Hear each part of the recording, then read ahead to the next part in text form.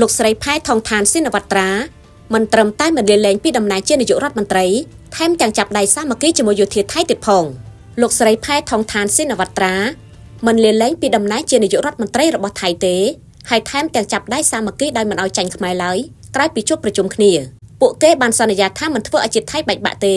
នេះបើយោងតាមប្រភពព័ត៌មានពីប្រទេសថៃនៅវេលាម៉ោង 9:27 នាទីព្រឹកថ្ងៃទី 19 ខែមិថុនានេះនាយករដ្ឋមន្ត្រីថៃលោកស្រីផែថងឋានស៊ីនវត្រាបានបង្ហាញវត្តមាននៅអគារវិមានរដ្ឋាភិបាលដើម្បីជួបជាមួយរដ្ឋមន្ត្រីនិងមេដឹកនាំយោធារបស់លោកស្រីចំពេលដែលមានការប្រតិកម្មកាន់តែឡើងកម្ដៅជុំវិញការសន្ទនាតាមទូរស័ព្ទជាមួយសម្ដេចតេជោហ៊ុនសែនប្រធានព្រឹទ្ធសភានៃកម្ពុជា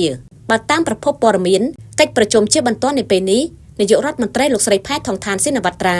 តំណងជាកំពុងជួបជាមួយរដ្ឋមន្ត្រីក្រសួងការពារជាតិនិងអ្នកពាក់ព័ន្ធផ្សេងទៀតដើម្បីពិភាក្សាអំពីការបិទព្រំដែនកម្ពុជាថៃនៅពេលនេះស្ថានភាពមកទល់នៅពេលនេះ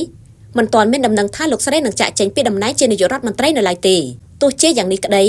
អាជ្ញាធរបានដាក់ពង្រាយកម្លាំងជាច្រើននៅព្រឹកនេះហើយតំបន់ជុំវិញវិមានរដ្ឋាភិបាលត្រូវបានបិទមិនឲ្យធ្វើចរាចរណ៍ដោយសារមានការចល័តក្រុមមនុស្សតវ៉ាមកពីបណ្ដាញនិស្សិតប្រជាជនដើម្បីកំណែទម្រង់ថៃដែលបានប្រមូលផ្ដុំគ្នាដើម្បីអំពាវនាវឲ្យនាយករដ្ឋមន្ត្រីលាលែងពីតំណែងនៅថ្ងៃប្រហ័សទី 19 ខែមិថុនានេះលោកស្រីផែថងឋានស៊ីនវត្រាបានចេញមុខមកសុំទោសប្រជាពលរដ្ឋថៃជាសាធារណៈចំពោះការបែកធ្លាយសម្លេងសន្ទនាតាមទូរស័ព្ទជាមួយអតីតមេដឹកនាំកម្ពុជាសម្ដេចតេជោហ៊ុនសែនដែលបានបង្កជាកំហឹងទ្រង់ទ្រាយធំក្នុងប្រទេសនិងធ្វើឲ្យរដ្ឋាភិបាលរបស់លោកស្រីស្ថិតក្នុងដំណាក់កាលដួលរលំដែរដៃគូនិងសម្ព័ន្ធមិត្តសំខាន់របស់លោកស្រីបានលាលែងពីតំណែងកាលពីព្រឹកមិញហើយពួកគេបានអំពាវនាវឲ្យលោកស្រីលាលែងពីតំណែងឬប្រកាសការបោះឆ្នោតថ្មីប៉ុន្តែលោកស្រីក៏បាននិយាយថាពេលនេះមិនមែនជាពេលវេលាយើងប្រយុទ្ធគ្នានោះទេវាគឺជាពេលវេលាយើងរួបរวมគ្នារដ្ឋាភិបាលសូមគាំទ្រយោធាថៃការពារដែនអធិបតេយ្យភាពទឹកដីថៃយើងមានរឿងរ៉ាវជាច្រើនត្រូវដោះស្រាយជាមួយគ្នាក្នុងនោះក៏មានការដាក់គំនាបពាណិជ្ជកម្មរបស់ប្រធានាធិបតីសហរដ្ឋអាមេរិកផងដែរ